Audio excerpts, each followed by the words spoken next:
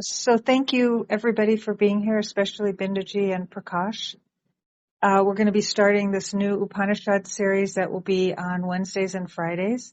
We'll let you know what's happening with Sundays as we go along. And trying to think, for the sake of the replays, for people to know that we have replays for several Upanishads in this house that Binduji has led, and then a handful of other ones are on replay over in the house that is called Advaita. And we invite you to listen to those replays. And let's see what else. And we also have on this house really beautiful replays for Nasadiya Sukta recently, and also for Manisha Panchakam. So that's what's on my mind. Binduji, would you like to just lead us into this new set of classes? Thank you, Atmisha. Thank you, Prakash. And welcome all. We are now embarking on the Taitareeya Upanishad. This will be the 9th Upanishad. The one that the left out will be Brihadaranya Upanishad, which we will be doing it afterwards.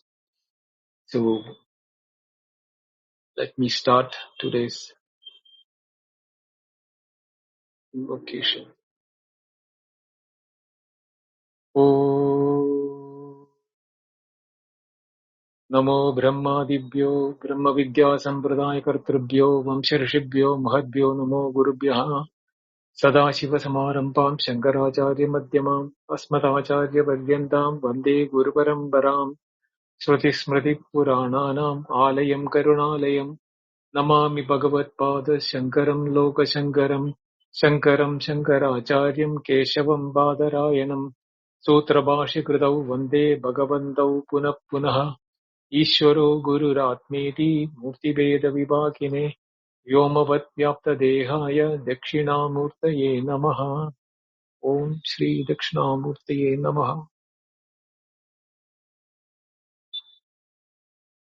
The Taitariya Upanishad, like all other Upanishads,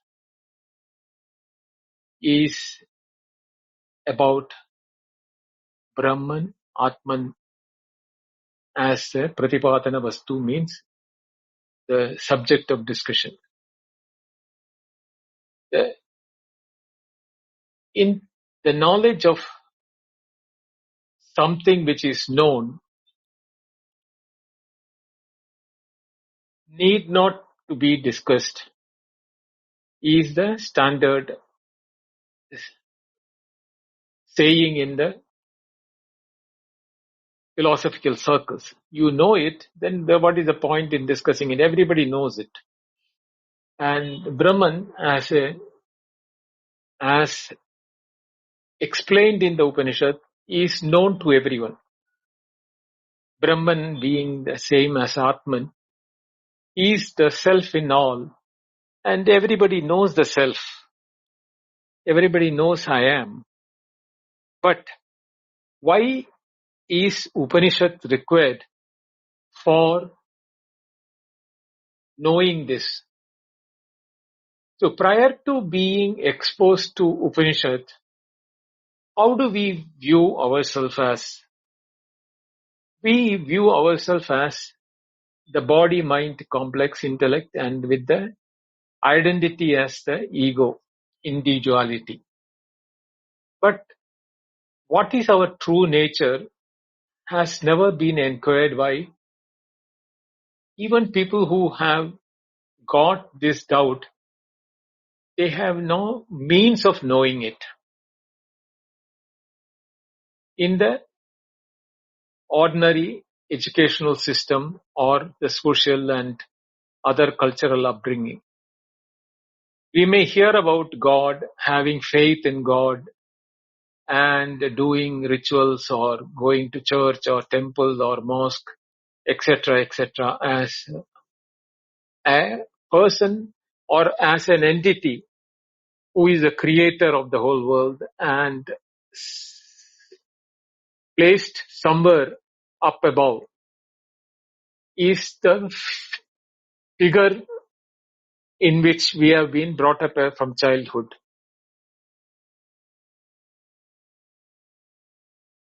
It is only in the Upanishad we find a totally groundbreaking method in which the word creation and the word creator, or if at all there is a creation, how it is to be studied, how it is to be understood, and what is the relationship between that entity and myself. All these things are being discussed only in the Upanishads. Even in the Indian spiritual texts other than the Upanishads, the placement of God as a creator is very prevalent and even now being followed by many people. So, why do we need to study the Upanishad? If it is not a new thing to be discovered or acquired, and if that is my nature, I should be knowing it, or if it is my nature, how can I not know it? I know all my aspects of myself, like my physical body, my sense organs of perception and action, my body and my mind and intellect, and I am also aware of my uh, association with my ego. So where is this Brahman, or the Upanishadic term Atman, residing or is related to my body or myself? This needs to be understood, and that understanding can be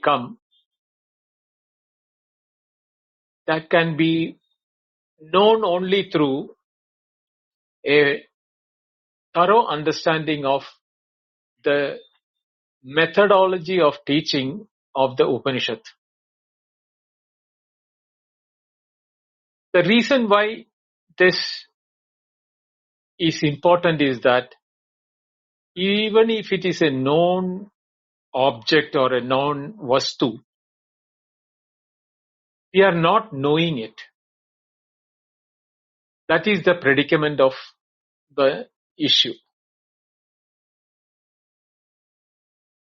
The reason why it is that is we are being conditioned by our sense organs and mind to look outward for the objects. I as a subject is assumed to be my intellect or my mind. It is through my mind or through my intellect that I acquire knowledge. This is the belief, and 90% of humanity believes that that is right. Only people who have inquired it into a deeper with introspective nature and esoteric nature into what is the theory of knowing or the principle of knowing have been able to get a fair good idea about it is not the mind and the intellect. They are nothing but the tools similar to my eyes and ears and sense organs. Because I am able to objectify my thoughts and feelings and emotions of the mind, and even the logic and the thinking process of my intellect is known to me. So there has to be a process of knowing these things also, and that has to be understood. It is this place where the Upanishad has a role to play. Otherwise, Upanishad has no role at all. because it is not going to talk something new from the point of view of this this activity of knowing. So what happens is that when we look into the process of knowing, the definition given is Lakshana Pramanabhyam Vastu Siddhi. That is Lakshanas and Pramana. These are the two. Lakshana means identifiers or definitions which makes it unique, an object unique from the rest of them. It can be Sajadiya, Vijadiya, Sugata. These are different type of the categories in which, one cow can be differentiated from the rest of the cows, or a cow can be differentiated from the four quadrupeds like horses and elephants, etc. And Sugata Veda is like how the cow has got horns, ears, dewlap, and tail, four legs, split hoof, etc. These are all the Swagata Veda. Swagata means the within one's body itself. So if I have to say a cow separate from the another cow, I have to give the description of the cow, whether it is white or brown, whatever may be that, with a spot in the neck or spot in the forehead or something like that. Suppose if I have to differentiate it from the other four quadruped animals, the uniqueness is that dewlap, that, the fleshy thing which is hanging under the neck and running down up to its chest, that fleshy part. Now, these are the type of cows which we were having in India, but you don't find them in the other varieties like the Jersey cows of the Switzerland, etc. They don't have this dewlap. And they are not the cows, actually speaking. They are a variety which is not entirely cow, but a family of cow, but it's another animal. But it can be passed off as a cow because they have the similarity, but not the dewlap. But in Indian system, the cow was differentiated from the other quadrupeds by the dewlap. So these are all the specifics with which, if you identify a object from the rest of them, it is called Lakshana. And in the Lakshana, how this matters is that Lakshana or Lakshanam, Lakshana Vritti is where the communication is accompanied by an indication through different pointers. Mainly, the pointers are divided into two of them. All the Lakshanas are divided, or Lakshanams are divided into two categories. One is called the Tadastha Lakshana and the other one is called Swarupa Lakshana.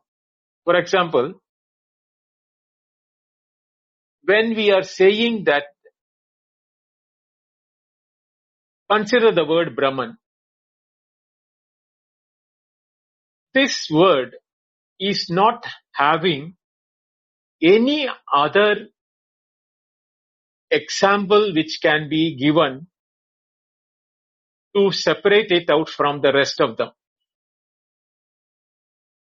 So what happens is that there is no Sajadiya, Vijadiya, Swagata Veda.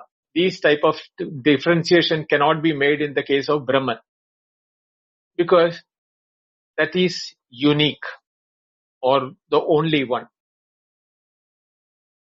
Not able to compare with anything else.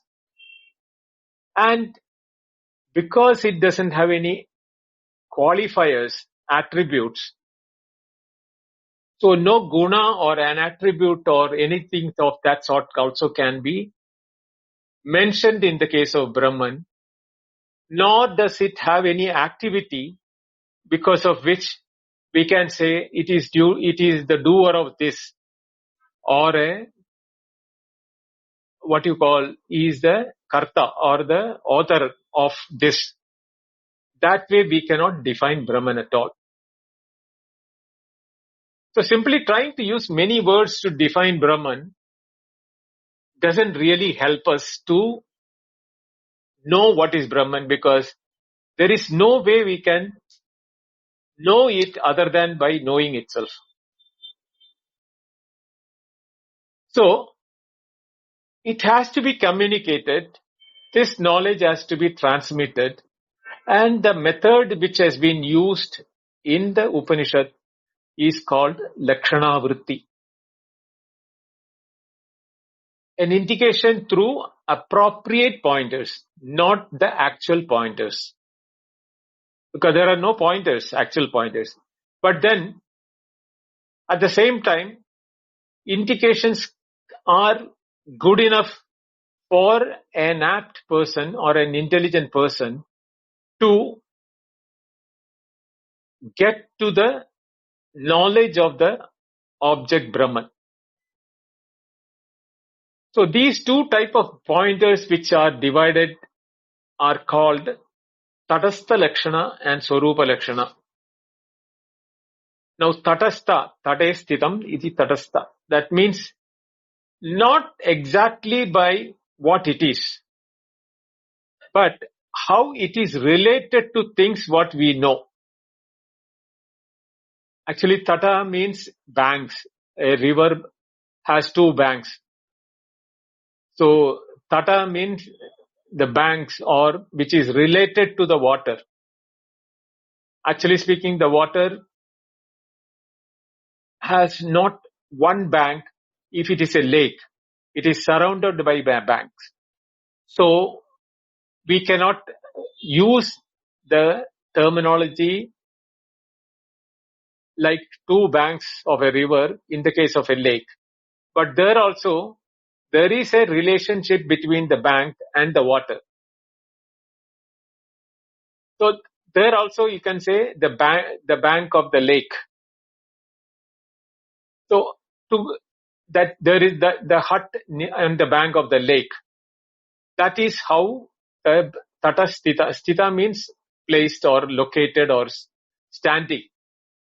So same way is indicated by referring to something which is related to the things we know, but what we know is not Brahman, but it is related. In what way it is related, we will see it as the examples are coming.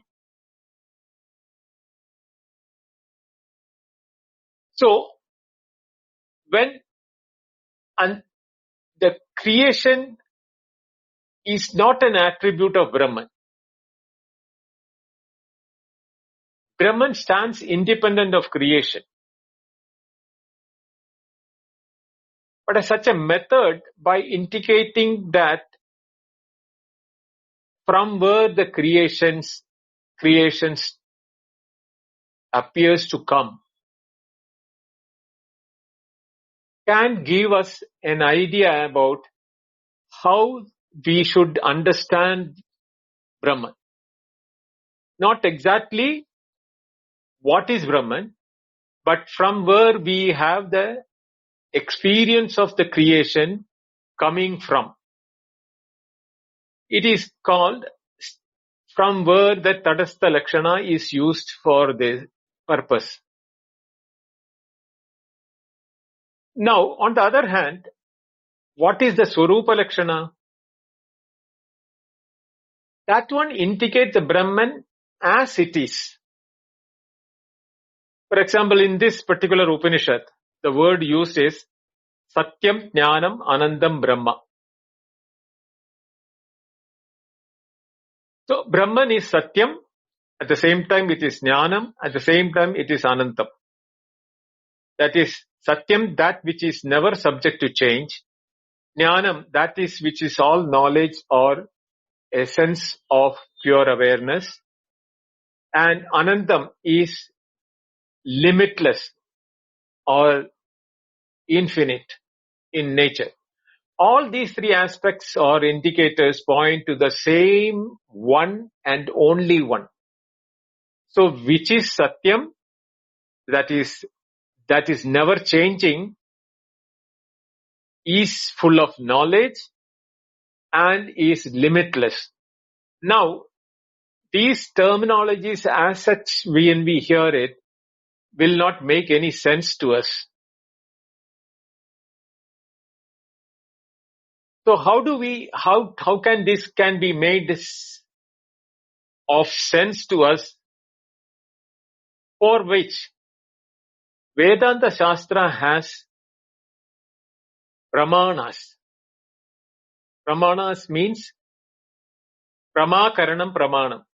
That which creates knowledge in the individual is the instrument of knowledge. The pramakaranam pramanam. So, we have pramata, one who is knower, prameya, which is the object of knowledge, and pramana is the means of knowing. So, the link between the knower and the known and the means of knowing is what is the three aspects of pramanas. So I told you, Vastu Pramanabhyam, Lakshana Pramanabhyam, Vastu Siddhi. So Lakshana, what we know, either it can be direct Lakshanas, so indirect Lakshanas of Tadastha Lakshana, or Swarupa Lakshana, which is giving the nature of object as it is. Like the fire is light and heat together in one place where you experience it. There is the presence of light. But light alone, when you see, that is also an aspect of fire. Where you see only when you hear or when you feel heat, that is also the presence of fire. So, Satyat, Jnanam, Anandam, like that, the three aspects, here you have got light and the heat of fire. Whereas in the Pramanas, what does it take? These are all the means by which these Lakshanas are known, and the Pramana means the means of knowledge with which these Lakshanas, what about Brahman, Atman, or the things which we are not knowing, we can understand it in its full import. These Pramanas are divided into 6 categories by the Vedanta, Advaitins. The first and foremost among them is the Pratyaksha, is the direct perception, which is contributed by the 5 sense organs and the internal knowing of through the mind of the emotions, feelings and thought is also Pratyaksha. It is not inference. The second one is inference. Now inference is called Anumana, Pratyaksha, and second one is Anumana, which is inference. It is to know something indirectly when it is in the range of perception. Something should be there to perceive, and the one which is perceived is not the one which is being known. Through that, a third thing is being inferred, the presence of it. The typical example what used is the fire and the smoke. Wherever smoke is there, there has to be fire. But wherever fire is there need not be smoke. Because smokeless fire also is possible. But smoke cannot come without fire. I'm not talking about the fog. Fog is not smoke. So it may appear to be smoke, or a smog can be look like this thing like as a smoke, but it is not that what we're talking about. wherever you see a smoke in a clear atmosphere, it shows that the presence of fire is inevitable. So the perception of the smoke has given us the knowledge of the invisible fire, because there is a connection between the two things. It is called a Vyapti Jnana, or by extending the knowledge, or extending the knowledge, that what is the knowledge? Wherever smoke is there, fire has to be there, is that knowledge which is used here. And that is typical, and inference is used in many places, and people always confuse that the knowledge of Atman or Brahman is a product of inference, but it is not the case. Because inferential knowledge cannot give us the knowledge of Brahman or Atman. Why? I'll come to that in a bit. The third one is presumption, or we call it as arthapati in Sanskrit. It is by experiencing one event in the present, we come to know about another event in the past. Though we may not have experienced that event directly. For example, when we see the road is wet in the early morning and there are puddles of water on the road. So when we wake up, we will presume that it might have rained in the night before I woke up. So this conclusion that we have arriving at by seeing the wet road and the puddles of water in the street is the reason why we use a pramana called arthapati, otherwise presumption. Then there is upamana, or comparison, analogy, etc. are the other names for it. It is comparison of two things with another thing. If you see an animal, which assume that you are shown a deer or a tiger in the zoo, and you know what is a zoo, what is a tiger there, and everything. And later in the film or in a movie, you see the same animal. So there you compare between your knowledge which you had seen in the zoo, now to compare with that animal which you are seeing in the movie, to call it as a tiger again. It is because of these connections of the similarity or the comparison or analogy between the two, you are able to have the knowledge that the animal in the film or the movie is tiger. It is a upamana. And then one thing which Advaita uses is anupalabdhi, non-cognition. Upalabdhi is cognition, anupalabdhi is non-cognition. This is a special instrument for knowing the absence of things. If we are to ask, is there a chair behind the wall? To know that there is a chair or not, we must go and check whether that behind the wall there is a chair or not seen. The presence as well as the absence requires seeing, that whether there is a chair or whether there is no chair, we need to see it, right? But the knowledge of absence of the chair is not there, even though you are not seeing the chair. How did you have the knowledge of an item which you are not seeing? The chair is absent there. But the absence of the chair becomes a specific instrument through which we have the knowledge that I went behind the wall, looked, and chair was not there. So that absence of a chair behind the wall, even though the chair is not there, is known to me as the absence of chair. This knowing of the absence is called Anupalabdhi. The absence of forms and colors cannot be seen.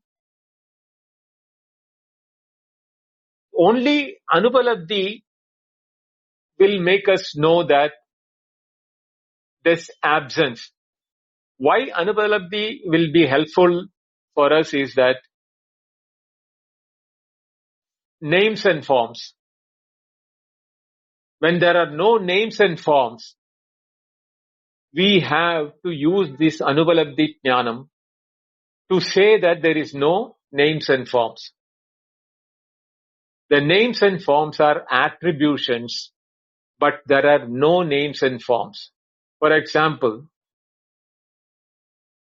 we call a mud as a lump of mud. We call a same lump of mud when transferred into a particular shape, we call it as a pot.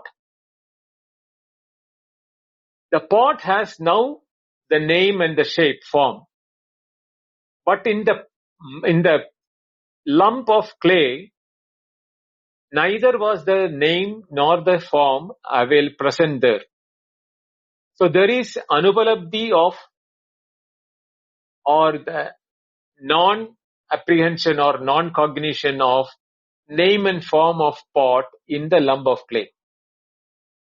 So that is how we have to understand that. And the sixth and the last pramana, what we know and use very widely, is what is called Shabda Pramanam. Not Shabda Pramanam, it is called Shabdam. Shabdam is sound. What is Shabdam? That which the sound produces. A knowledge which the sound can produce is called Shabdam. So Shabda Pramanam is the communication through words, verbal or written, or by, the means through any source of sound. So we must have one of the six of pramanas to know the real meaning of the Tadastha Lakshana or the Swarupa Lakshana. And when we have these two together, then only we come to know about an object. So the appropriate instrument of knowledge, that is pramana, and the application of that pramana using the Tadastha Lakshana or Swarupa Lakshana or both, we will definitely have the Vastu Siddhi or the attainment of the object in the form of knowledge. Jnanam. Then only it happens. That jnanam takes place only in this process only. So we should understand that the Upanishad is the only Shabda Pramana which deals with Atman or Brahman. There is no other Shabda Pramana which generate the Shabdam of Atman or Brahman. There are Laukika Shabda Pramana, Vaidika Shabda Pramana. That category of Shabda Pramana. The worldly day-to-day usage of ours, is somebody says that John has gone to Canada, or Rama has gone to Delhi, or something, some like the statement. the knowledge arises in us that John has gone to such and such a place or Rama has gone to such and such a place. That is all called Laukika Shabda Pramana. And Vaidika Shabda Pramana is created and transmitted by rishis who are called mantra drashtas. They were able to visualize in their deep meditation the meanings of the Vaidika knowledge, the Vedic knowledge. They did not invent mantras, but it was revealed to them by the Atman or Brahman or Ishvara by himself. How? For example, when we are trying to do something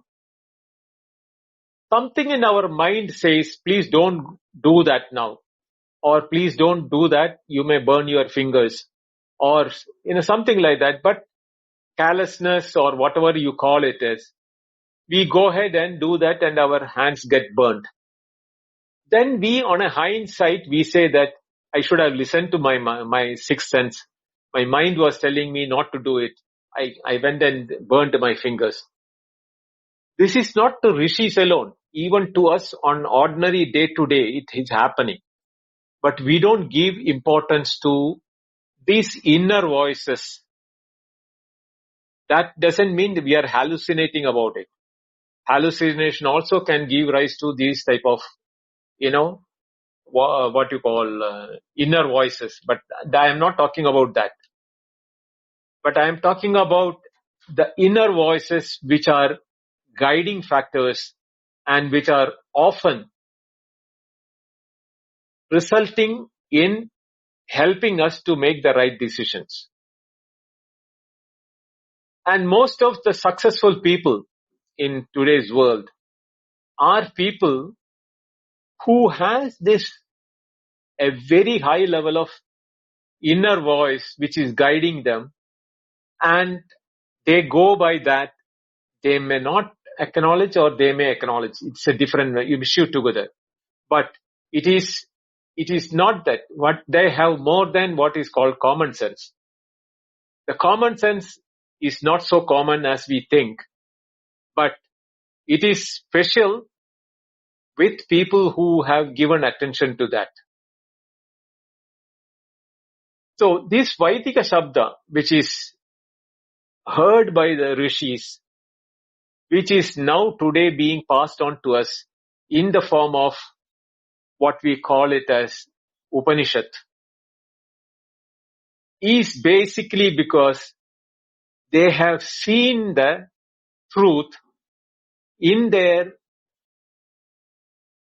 inner bosom and read it. And after verifying it, only they have spoken about it to their disciples. And it is through the Guru Shishya Parampara, this knowledge has now become Upanishads in our today's scenario. So knowing that we have this source of Shabda Pramana from the Vedanta, or what is passed on to us from the rishis, which is not to be taken blindly. The rishis, they themselves say that do not take it blindly. Na tarkena madirapaneya. Neither by argument nor by churning your intellect you can get this knowledge.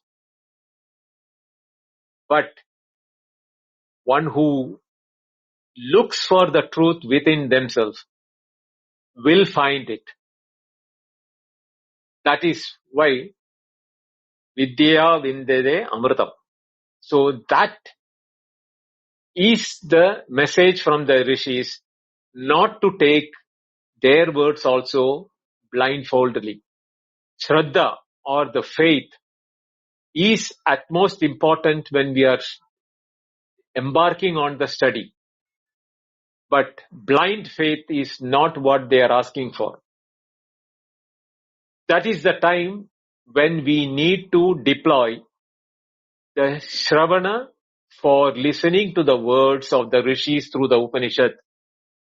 When we are listening, we should listen with faith, Shraddha. When you are listening something with Shraddha or the faith, then only you will be absorbing it 100%.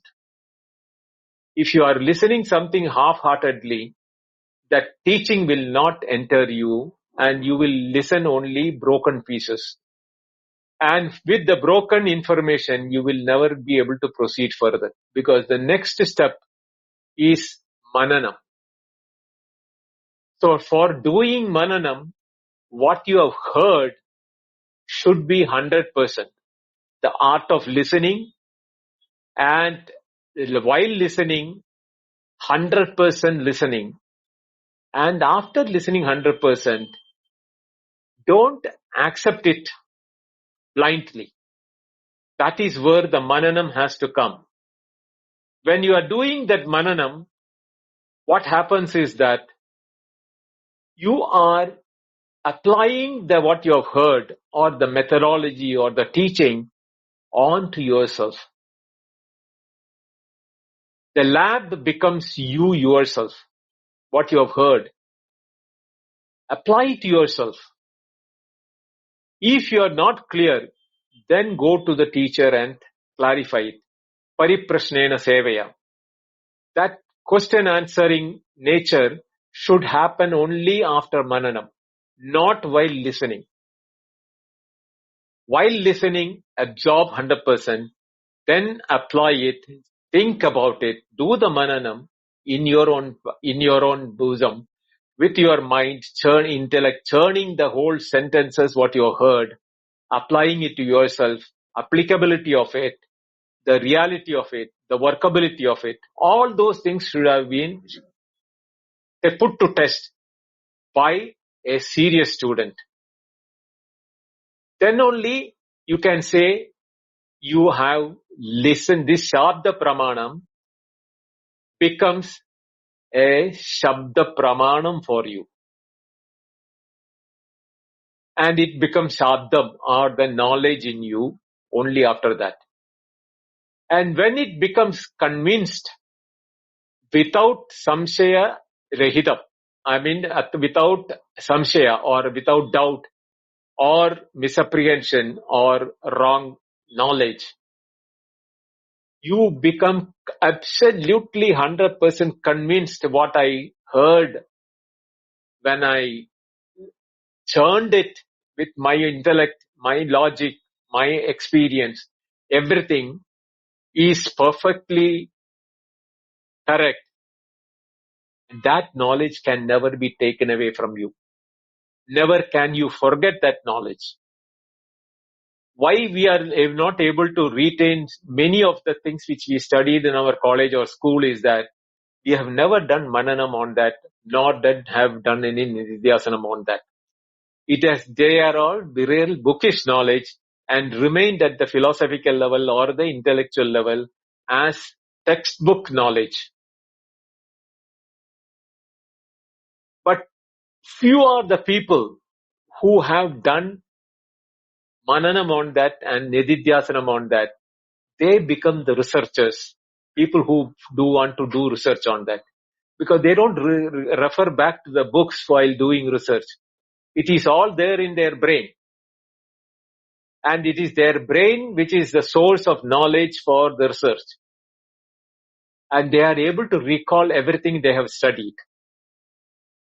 That is because they have done this mananam and nididhyasana. So, the applicability of the pramana into Tadastha Lakshana or Swarupa Lakshana is how we are going to learn Upanishads. Now, as a teacher or as a Upanishad,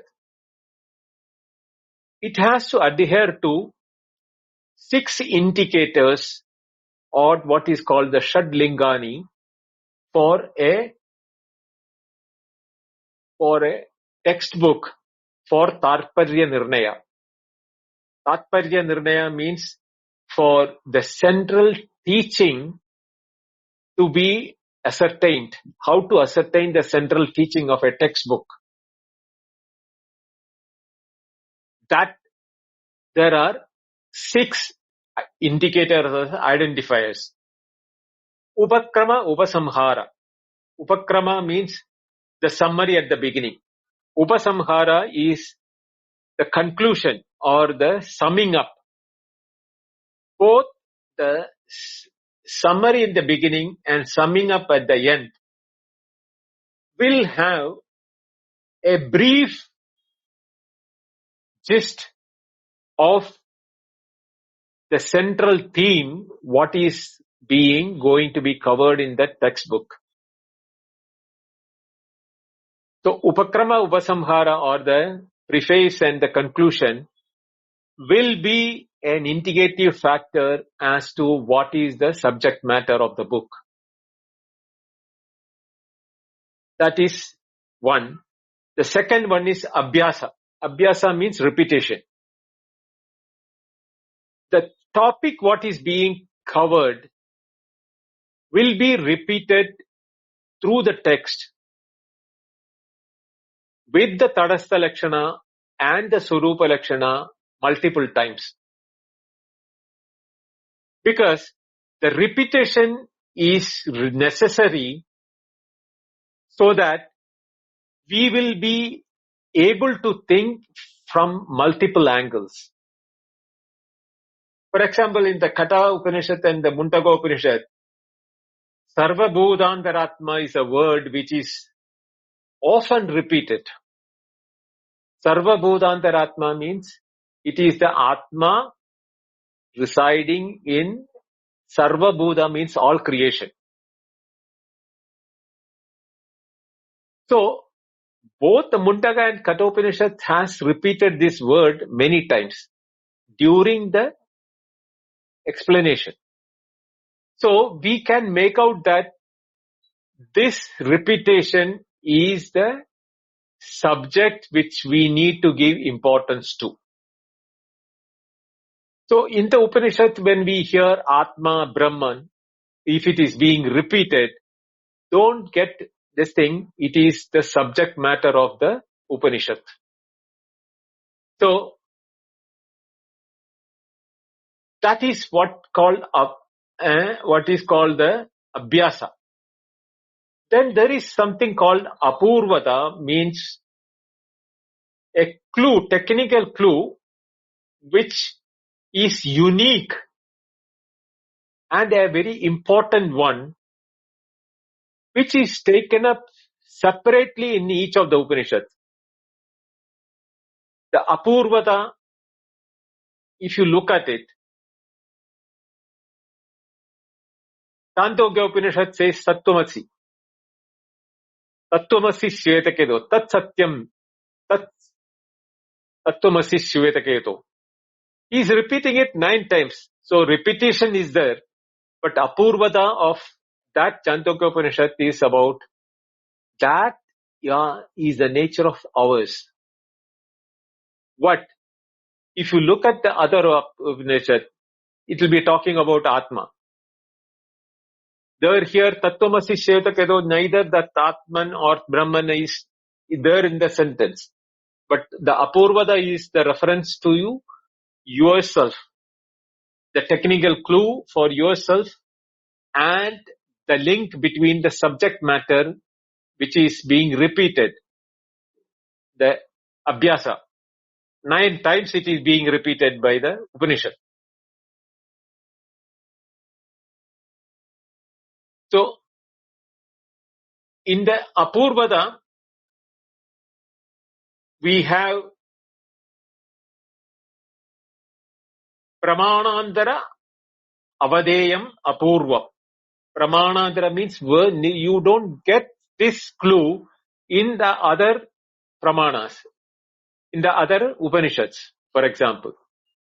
So, Atmava idameva agra asit. That's Apurvata of Taitareeya Upanishad.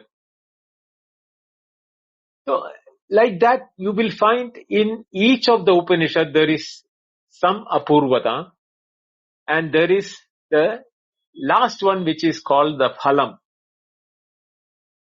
Phalam is the result. The result of studying, undertaking the study of Upanishad, what is the necessity for it? Prayojanam anuddishya na mandovi pravartate. It's a famous Subhashitam. That is, if you don't get any benefit, even a dullard will not take up a activity. So there has to be a fruitful outcome of my study of the Upanishad, which most of the Upanishad is talking about Amrutatvam, Abhayam, all these type of phalams which are being referred, that you immortality, fearlessness, freedom, and knowledge, Tokasya param, freedom from sorrow. These type of results are being spoken in the textbook. And Arthavada. Arthavada is to identify, which is praising aspects of teaching or aspects of learning, and what is being criticized also. You can say Arthavada. It will be praised by Vedanta, and what is criticized cannot be the message of Vedanta. So, it will criticize what is not important, and it will at the same time praise what is the... So, Brahma Atma Aikyam is what Vedanta is praising and talking all the time about. And it talks about na dvitiyamasti, dvitiyad vai bhayam bhavati. These are all criticism about the duality. There is ekameva dvitiyam Brahma is the Arthavada, or the praising of the Vedanta from the point of view. And it sometimes, criticizes about karma. Pariksha lokan karma jitan brahmana nirvedamaya nastya krita kritena. So there the karma is being decried. We saw that in the Ishavasya Upanishad also. The karma cannot take you to the emancipation or the realization. It can take you maximum up to the lokas, Brahma loka, Prajapati loka, is what the criticizing is. Jnane neke amrutatvam adnashuhu. In that, with the knowledge alone, you can reach immortality. That is the Arthavada, or the importance or the praising of the na karmana na prajaya dhanena tyage nege amrutatva manashuhu. Na karmana, nor by action. Na prajaya, by progeny.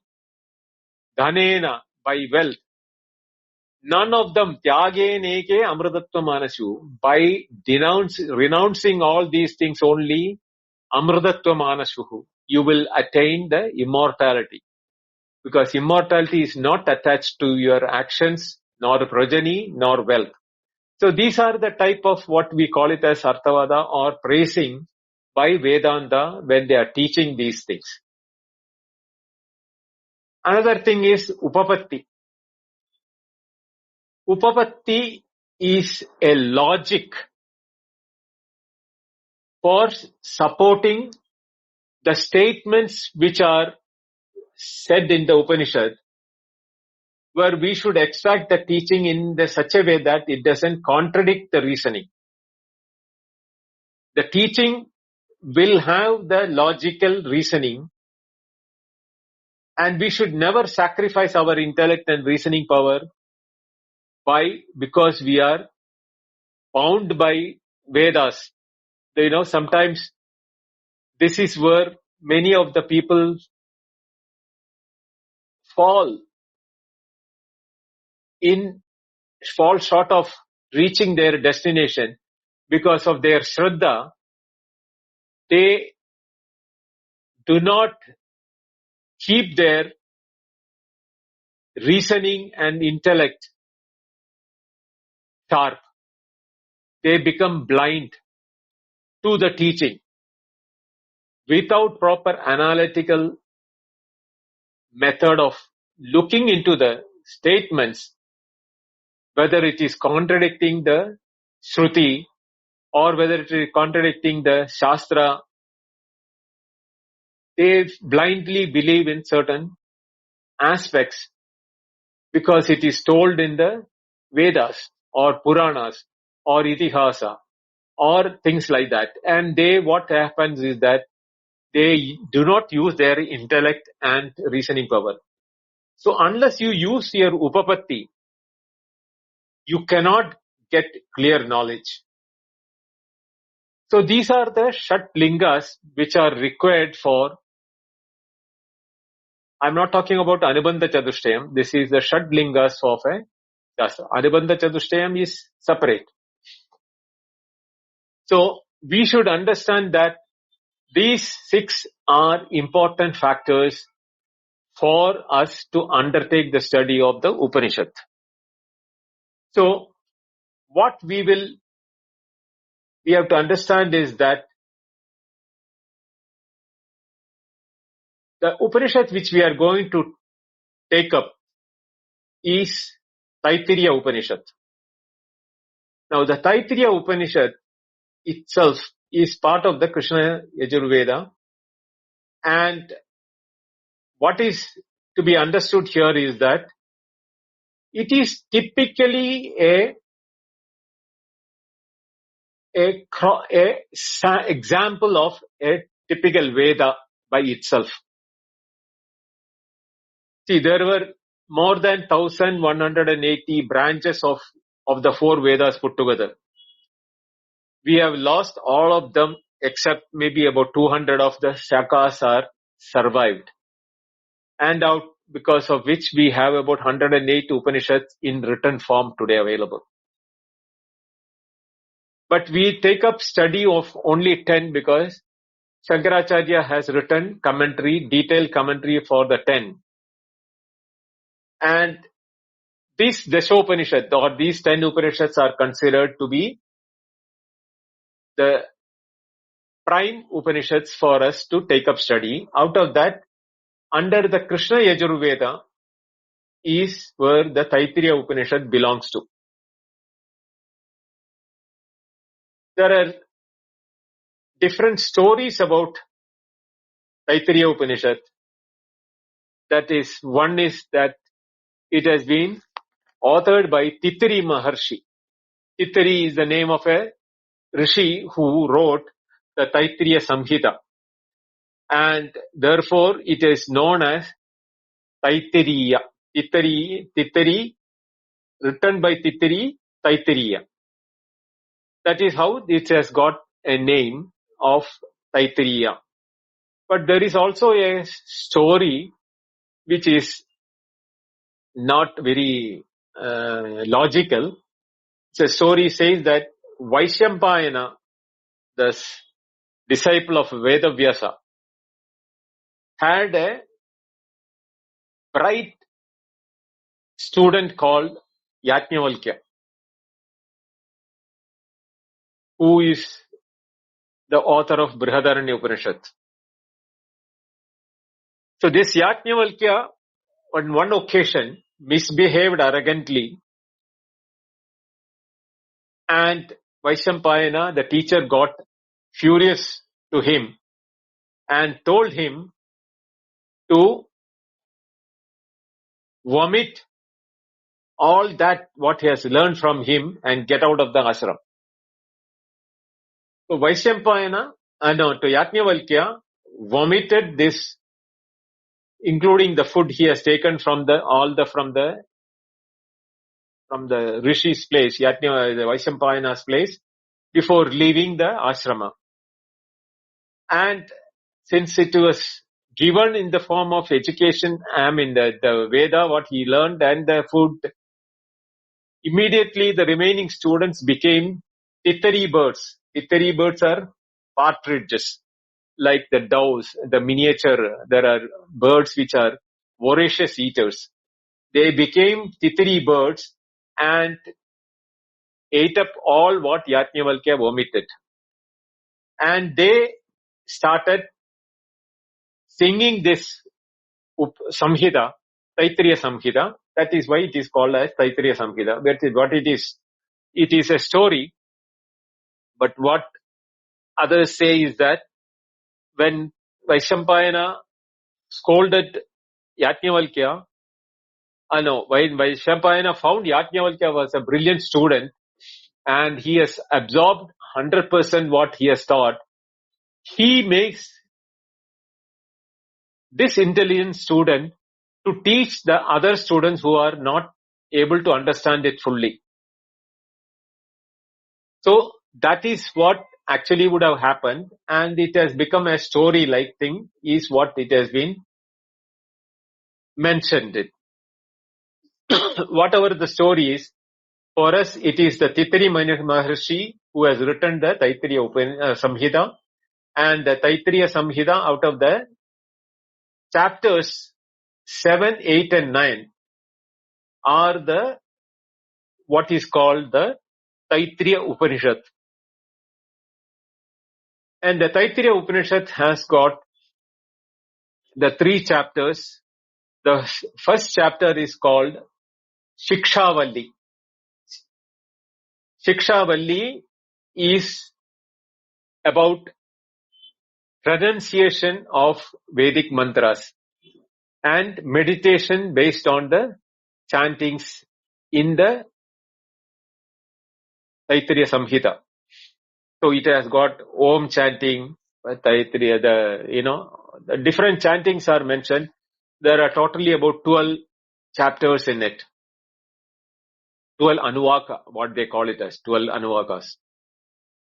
Then second chapter is what is called Brahmavid Apnoti Param. It is that, starting with that mantra, is called the Brahmavalli. This is the real philosophical aspect of Brahman, which has been taught in this Upanishad. And the third chapter, it is about Bhrigu and his son, Varuna. Bhrigurvai Varuni is the way in which the mantra starts in the third chapter, where it is called the Bhriguvalli. So the Bhriguvalli is about more about the methodology of studying, putting into practice of what has been learned in the Brahmavalli. So, and there is more of meditations available in that, particularly the last Anuvaka. So we will start with the Shanti mantra for this. Om Shanno Mitrasham Varunaha Samno Bhavatvaryama Samna Indro Brihaspatihi Sanno Vishnurukramaha Namo Brahmane Namaste Vayo Tvameva Pratyaksham Brahmasi Tvameva Pratyaksham Brahma Vadishyami Ridam Vadishyami Satyam Vadishyami Tanmam Avatu Tad Vaktaram Avatu Avatu Mam Avatu Vaktaram Om Shanti Shanti Shanti. So this is the mantra. The meaning of the mantra is that may Mitra be the source of auspiciousness to us. May Varuna be the source of auspicious to us. May Aryama be source of auspicious to us. May Indra and Brihaspati be the source of auspiciousness to us. May Vishnu, the Lord of long stride, source of auspiciousness to us. Prostrations to Hiranyagarbha, O Vayu, prostrations to unto thee. You alone is the visible Brahman to me. I shall declare yourself to be the perceptible Brahman. I shall declare you to be the right understanding. I shall declare you to be the truthfulness. May he protect me. May he protect us, the teacher and me. May he protect me again. May he protect the teacher again. Om Shanti Shanti Shanti, pertaining to the three Shanti, Adi Deivigam, Adi Baudigam and Adhyatma. Now, the detailed description of this Shanti Mantra onwards, we will do it in the next class. That is on Friday, 8:30 same time. We will take question answer for this, whatever I covered now. But the Shanti Mantra onwards, the Taitareeya Upanishad explanation will start from the next Friday class. Om Purnamada Purnamidam Purnat Purnamudachyate Purnasya Purnamadaya Purnameva Vashishyate. Om Shanti Shanti Shanti. Harihi Om. Shri Gurubhyo Namaha. Harihi Om. Thank you. Dhanyavada.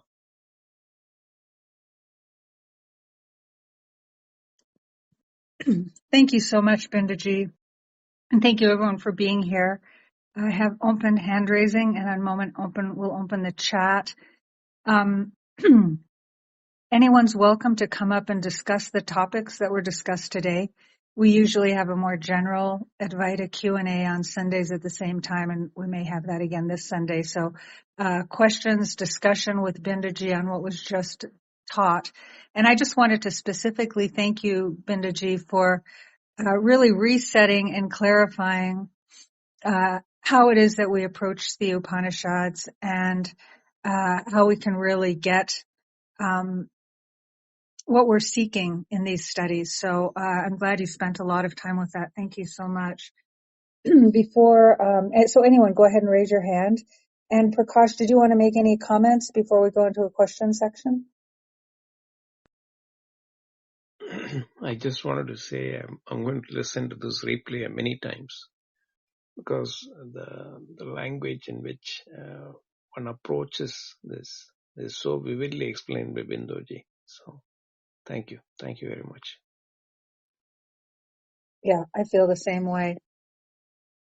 So if people have things they would like to discuss about what was brought up today, maybe especially how we approach these teachings and how they work within us, go ahead and raise your hand. We'll stay open for at least another little while if there are questions.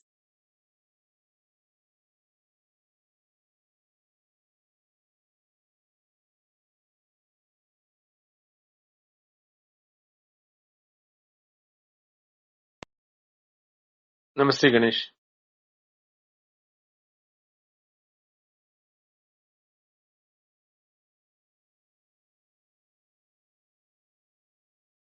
Ganesh, you're muted. Namaste, Bindoji. Namaste. Thank you very much, Bindoji. Today you have really opened our eyes to the vastness of the study of Upanishads and the right approach with all the Shadlingas and other explanations. And it actually immensely increased my seriousness towards how to approach this. Though I am pertaining myself to only listening to you, doing no other things. I believe in listening more than studying anything. But today actually it made me so serious that without all these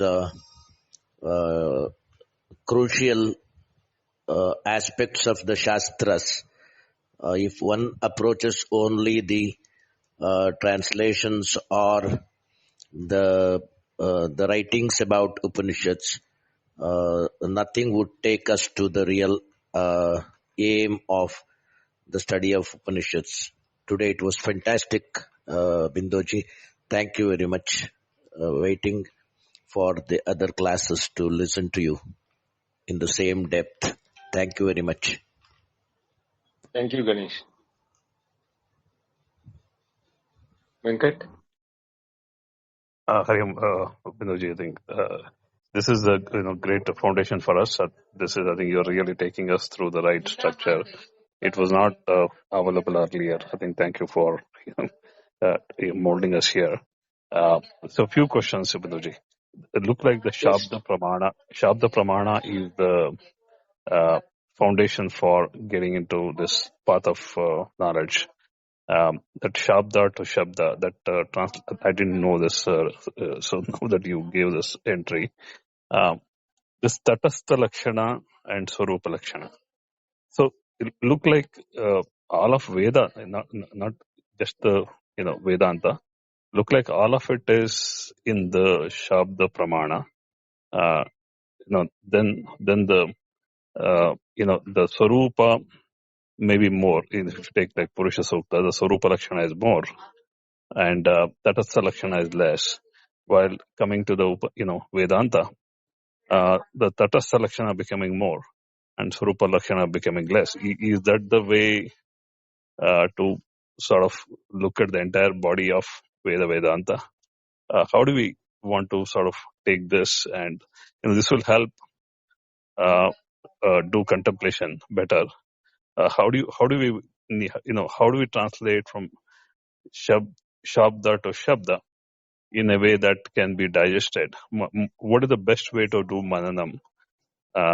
Just a broad ask, Binduji. Thank you, Venkat.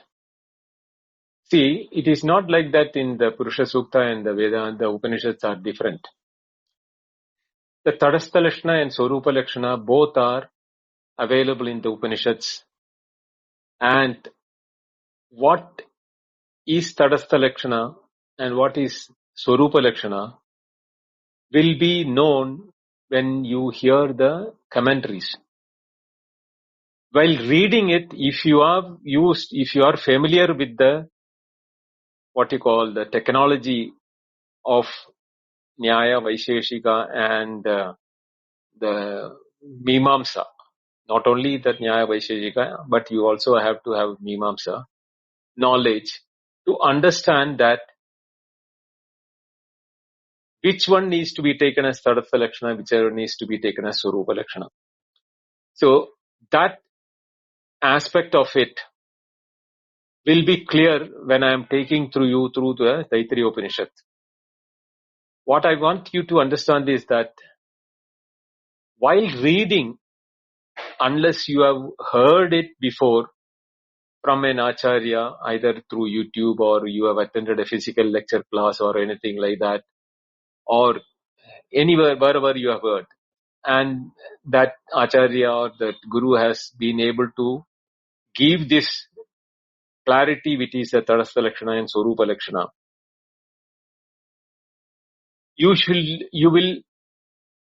then you are reading a book, then you will be able to identify.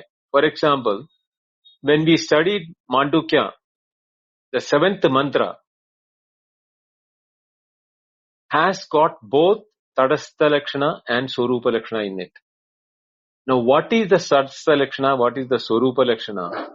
If you can look at it, you will find that na anda prajnam, na bahi prajnam, na veda prajnam, na prajnam, na prajnam, na prajnanam, prajnaraganam, achintyam avyaktam ananda rupam, Sivam, Prashantam, Amritam, Brahma Yonim.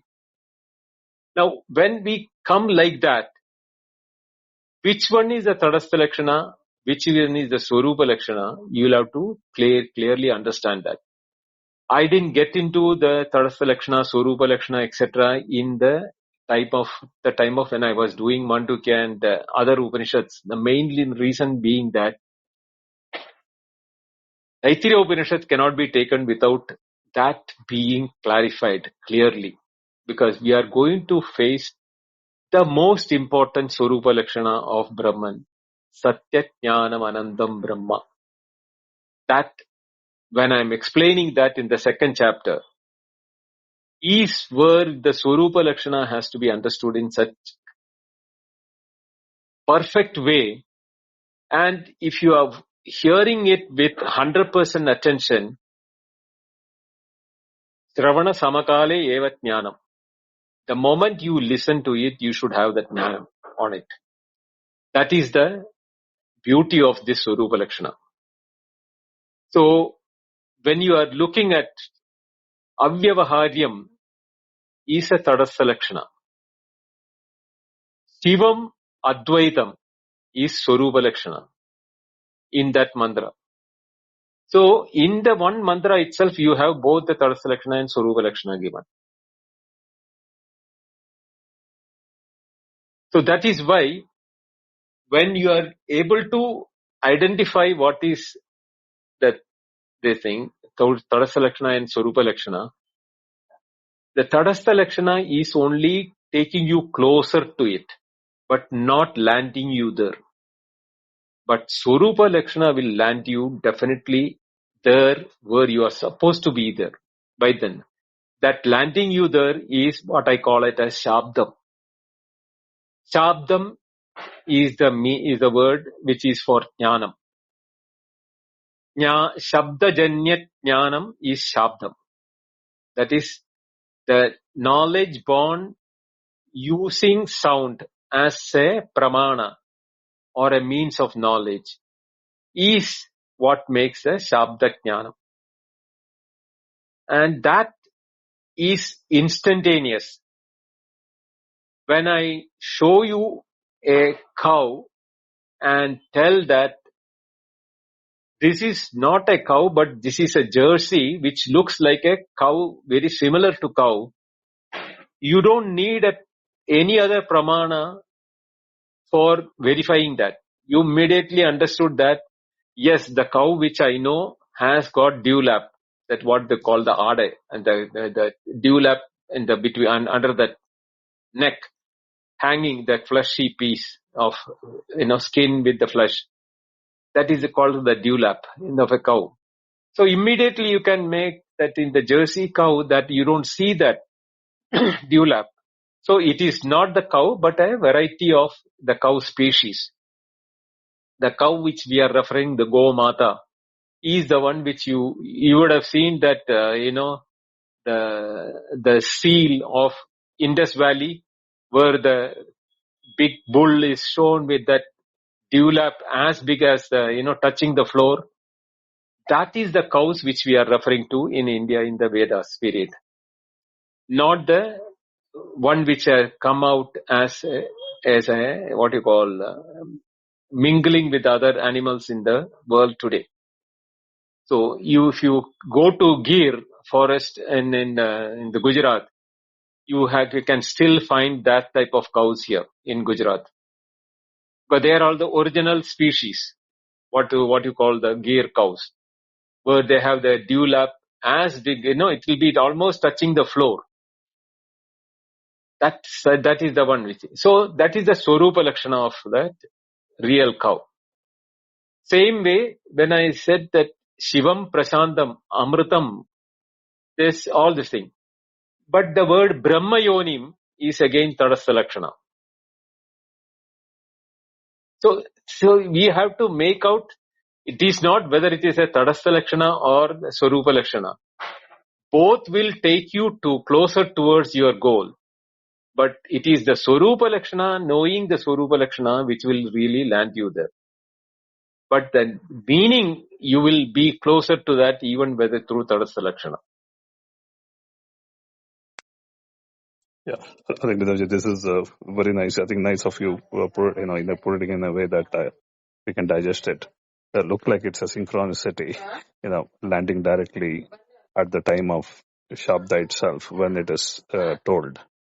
Look like the Shatlingi Krama is designed for next level, where the entire body self-contained knowledge is catered in various ways in a structure which is far more elaborate to understand it totally. We'll look for that. I think I've never bothered about the structure. Now that the structure has become very clear in the way now you put it. Shadlingi is the self-contained body of knowledge. That's how it is designed, Binoji. Now, any textbook from the Shastras, to be called a Shastra, it should have these Shatlingas. It should have Upakarma, Upasamhara, then Abhyasa, Arthapatti, Upapatti, like that, all the Shad Lingas it should have, then only it is called a full Shastra. But the Shastra is not the Upanishad alone. You should take the complete Samhita. Then only it will come to the complete picture of it. But some Upanishads are crisp and short. They may not have all the Shadlingas, like Kena Upanishads, for example. Is such a short one, or Mandukya Upanishad, if you look, without the Karika. Such a short one. So to bring all the Shadlingas in that, a Vidwan will be able to do it, and he will be able to bifurcate and tell that these are the Shadlingas of this text. Like that, they will be able to tell. But we may not know all, we need not know all the Shatlingas. It is for the teacher or the one who is explaining to you to keep in mind that this is for what purpose. That Upakama Upasamhara is for linking between the beginning and the end. So before I end, this, for example, if you remember, Taitareeya Upanishad, before we end, that Atmava Idameva Agra Asid, which was the Upakrama, was repeated even after Prajnanam Brahma. Because the Prajnanam Brahma is coming towards the Upakrama. But after that also, it is that which is connected, that Prajnanam is nothing but the Atma, which is being referred to. And that Atma and Brahma is the Brahmatma Ikyam, which is being referred to in the Upanishad. That is how it has to be. So it is, you don't have to really worry about whether these Shatlingas are able, you are able to identify it. If you are able to do it, well and good. But that should not make you, over stressed about, whether I am missing anything. It is more for the teacher to keep it in mind where these aspects are appearing in the text. So he should deal it in that way that where Abhyasa is required, the Abhyasa has to be given importance. Where it is Upapatti is being mentioned, then Upapatti has to be dealt in that way. And when it is, and Upamana, or whether that is being given in that way, he should explain it as not the reality, but as an Upamana. It is being used as a Upamana here. All those things will have to be dealt by the teacher. The listener or the student will be able to pick up as he listens to it, and when he becomes a teacher, he will have to give an importance to these things. Correct, Binduji. Thank you, Binduji. I think this is very nice of you covering this aspect before heading into the Upanishad. Thank you, Binduji. Namaste, Hari.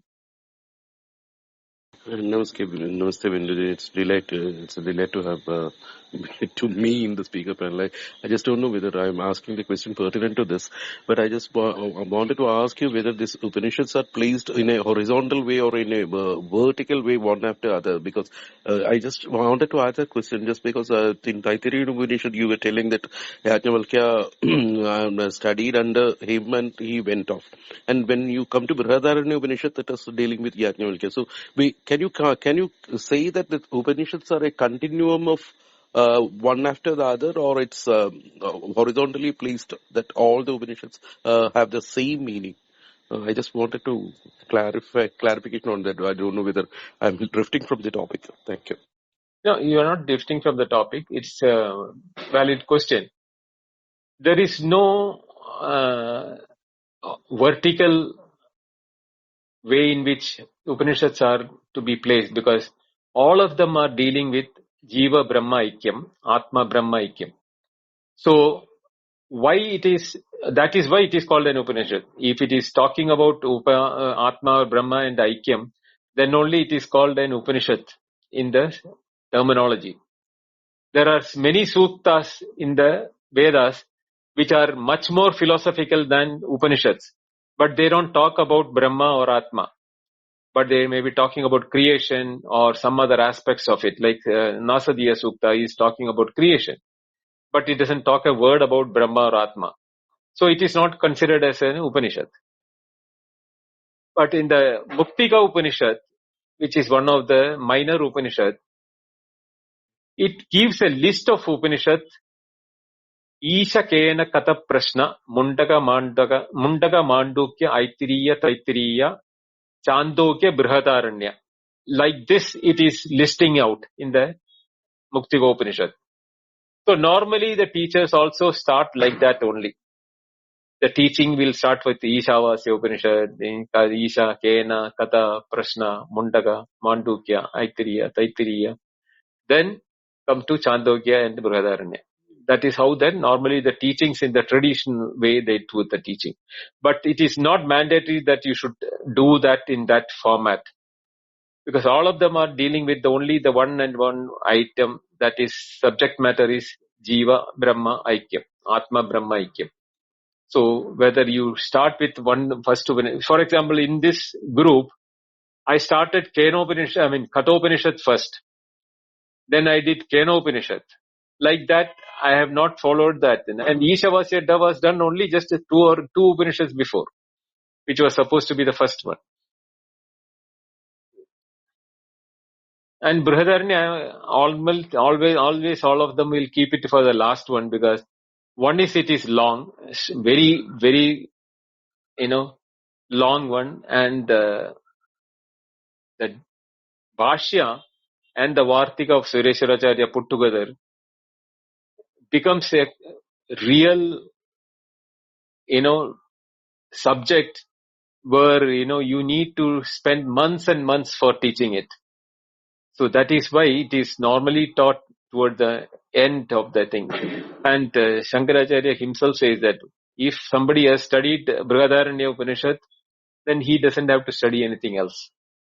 But to study Brihadaranya Upanishad, unless you have these background of the other Upanishad, you will not find the Brihadaranya Upanishad at all making any sense to you. That is why the other Upanishads are taken in the beginning. Thank you, sir. That was a brilliant explanation. Thank you so much. Thank you very much. So thank you everyone for being here. This is the time we usually wrap up. We'll meet again on Friday at the usual time, 8:30 p.m. IST. I just want to remind people that in the Dropbox above, one moment, in the Dropbox above, you don't have to have that app. You'll be able to find your way to the PDF that Bindaji created with the Sanskrit, the transliterations, and a good translation of the entire Upanishad that we'll be looking at. So again, thank you everyone for being here. We hope you'll join us on Friday and continue with this. Thank you for those who came up and asked questions that benefit all of us. Thank you, Prakash, for being a moderator. And mostly thank you, Bindaji, for taking the time with us and I hadn't known you were going to do this today, going through and helping us again be oriented so that all our time and our study is used in the best way. Bindaji, do you want to say anything else before we close? Oh, thank you, Artemisia. Thank you, Prakash, Jai, Ganesh, Venkat, and Hari, and all those who are in the listening. Thank you. Hari Om. Namaste. Hari Om. Good night, Benji. Good night.